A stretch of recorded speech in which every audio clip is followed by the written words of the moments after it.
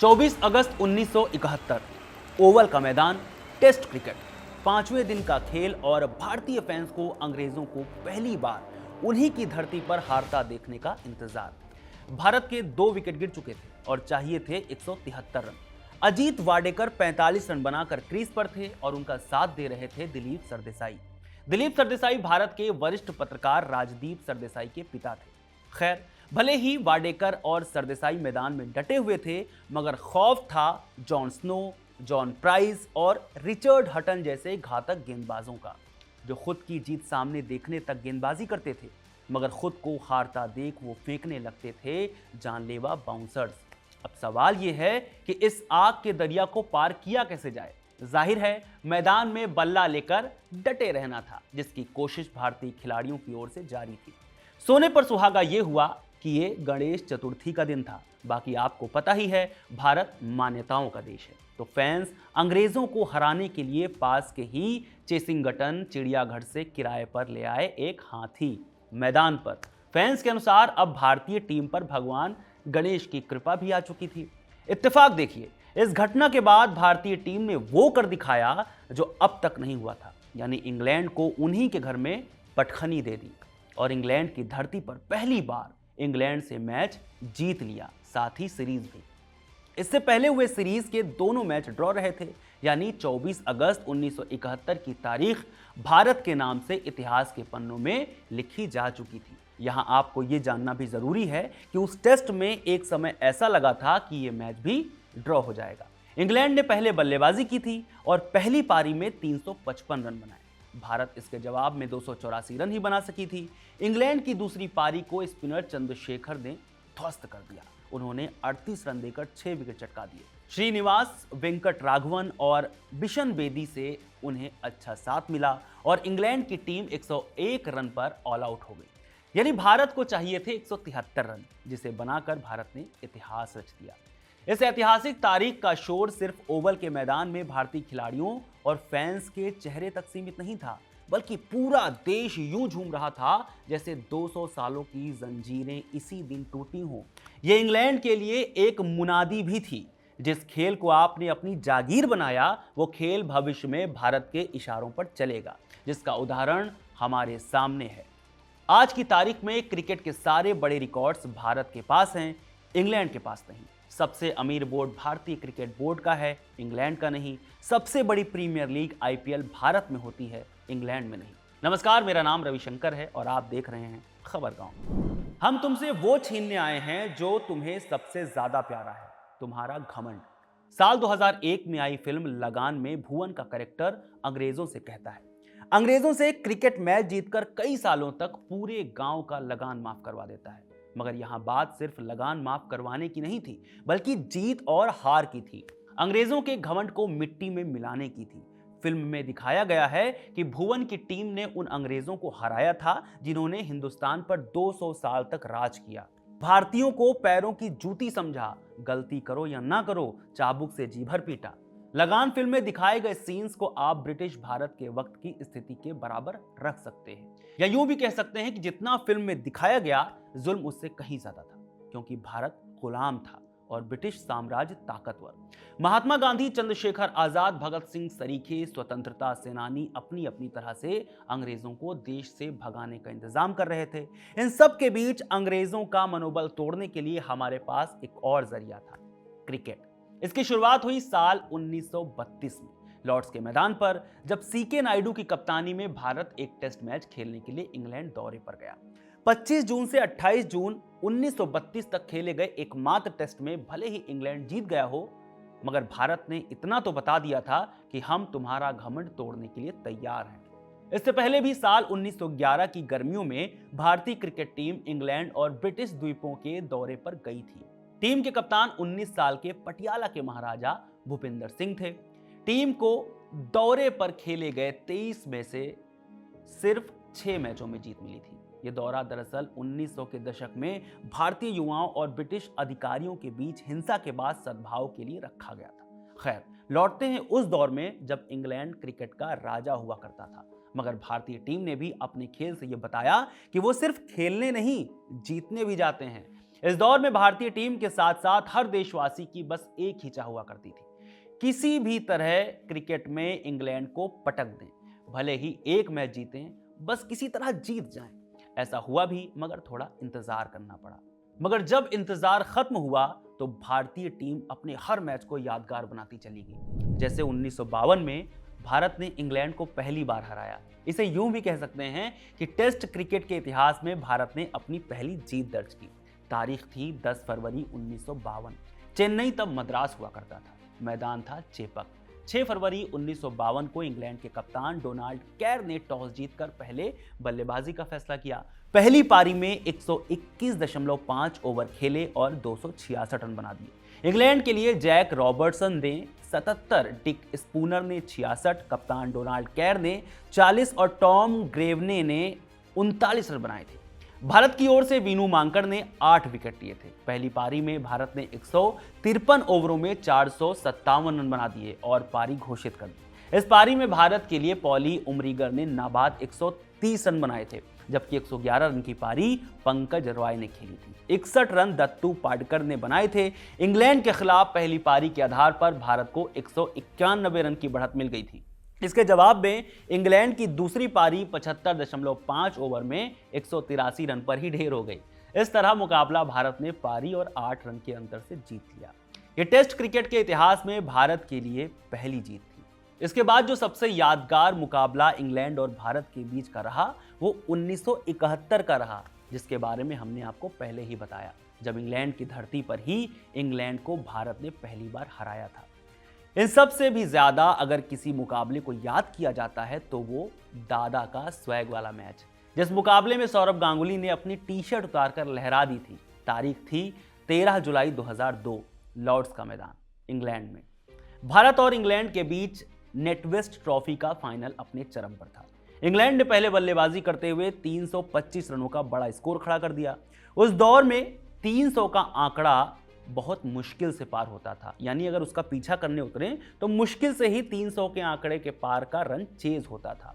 भारतीय टीम दबाव में थी, मगर यह दबाव एक नई कहानी को जन्म देने वाला था। भारतीय बल्लेबाजी को वीरेंद्र सहवाग और सौरभ गांगुली ने तेज शुरुआत दी, लेकिन मिडिल ऑर्डर लड़खड़ा गया। फिर आए युवा योद्धा युवराज सिंह और मोहम्मद कैफ। मैदान पर एक अलग ही जज्बा दिखा, एक ऐसा जुनून जो भारतीय क्रिकेट के नए दौर का संकेत था। युवराज के 69 और कैफ के नाबाद 87 रनों की बदौलत भारत ने इंग्लैंड को उसके ही घर में धूल चटा दी। और फिर वह ऐतिहासिक लम्हा आया, जैसे ही जहीर खान ने विजयी रन लिया, लॉर्ड्स की बालकनी में खड़े भारतीय कप्तान सौरभ गांगुली ने अपनी टी शर्ट उतारी और हवा में लहराना शुरू कर दिया।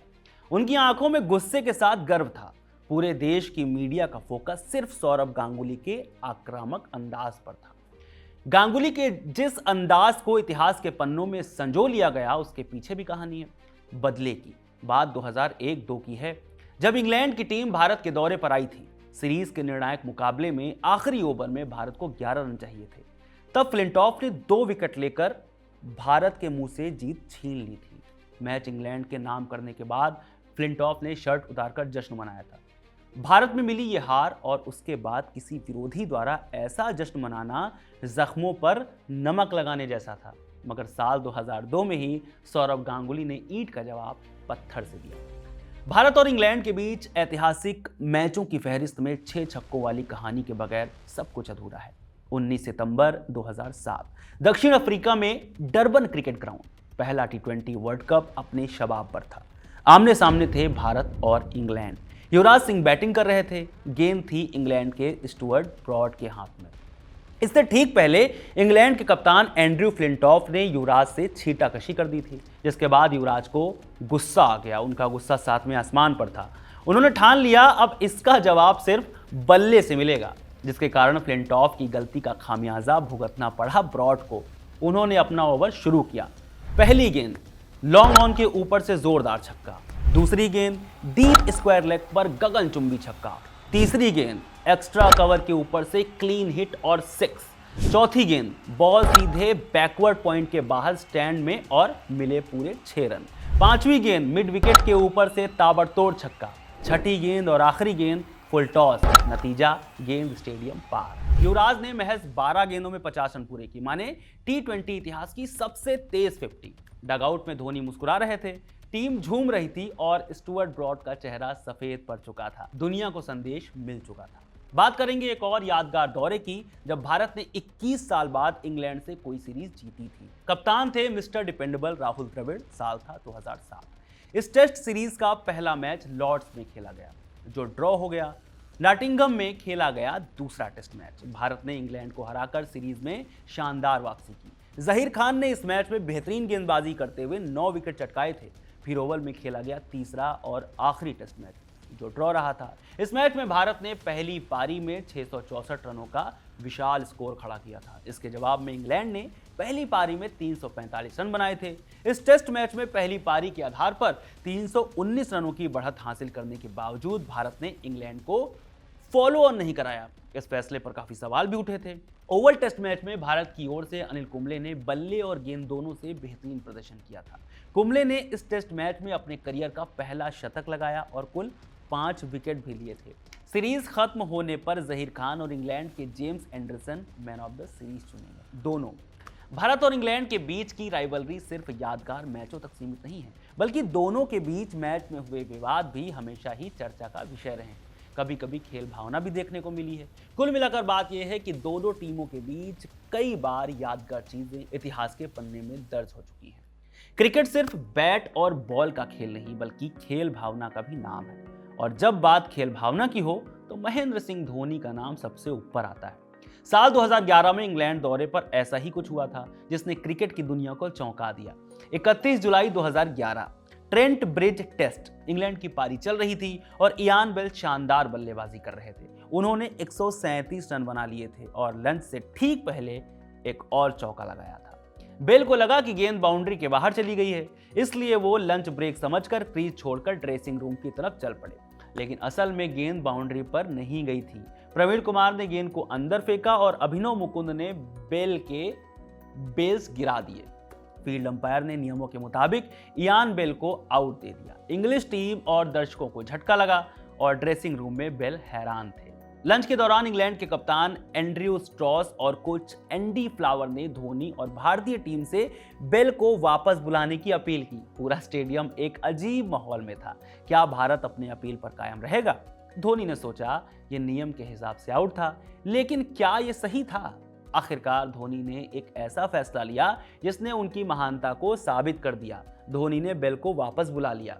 जैसे ही बेल दोबारा बल्लेबाजी करने आए, पूरा ट्रेंट ब्रिज स्टेडियम तालियों से गूंज उठा। ये खेल भावना की जीत थी।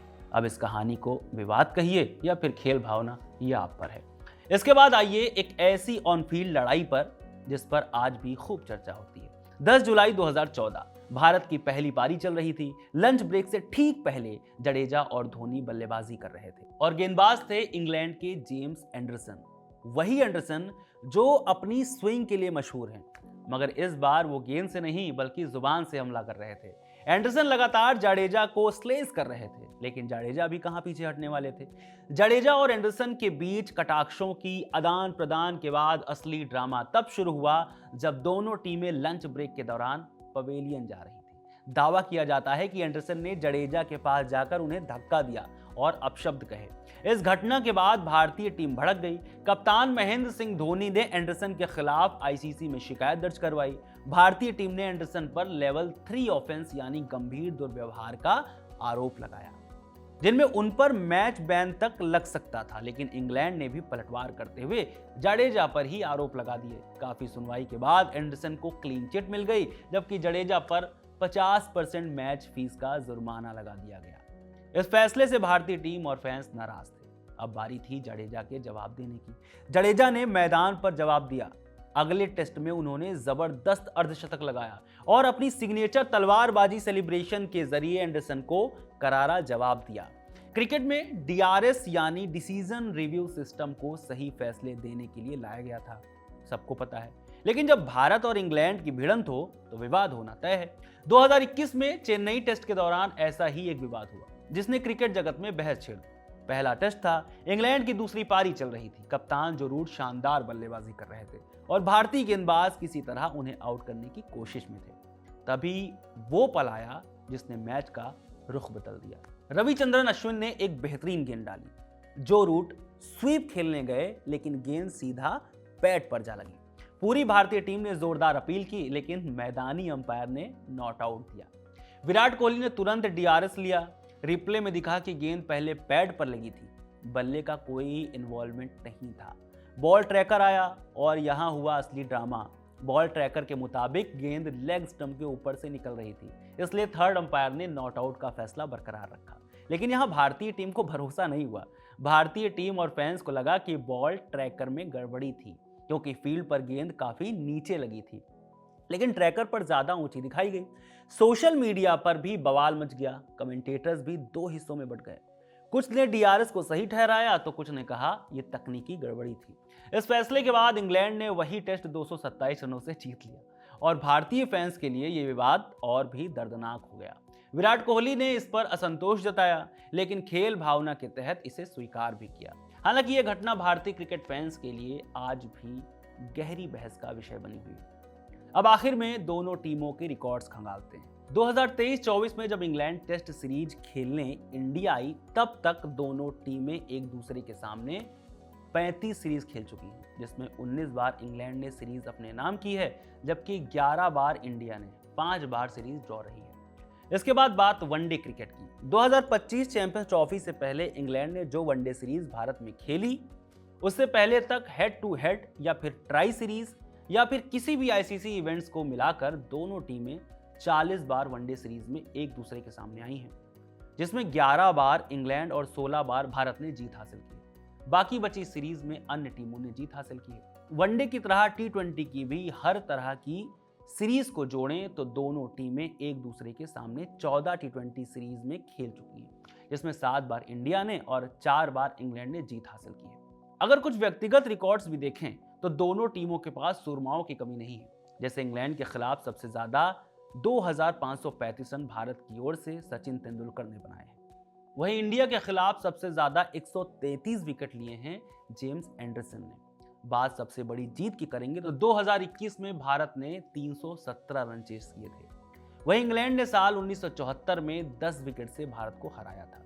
इन आंकड़ों को देखने के बाद आप ये जरूर कह सकते हैं कि टेस्ट क्रिकेट में इंग्लैंड भारत से अव्वल है, मगर टी20 और वनडे का किंग भारत ही है। यह कहना भी गलत नहीं होगा कि जिन अंग्रेजों ने भारत पर राज किया, आज की तारीख में भारत इंग्लैंड में जाकर इंग्लैंड को हराने का दम रखता है और हराता भी है। इस वीडियो में फिलहाल इतना ही। अगर आपको ये जानकारी पसंद आई हो तो कमेंट करके हमें जरूर बताएं। खबर गांव को सब्सक्राइब जरूर करें। शुक्रिया।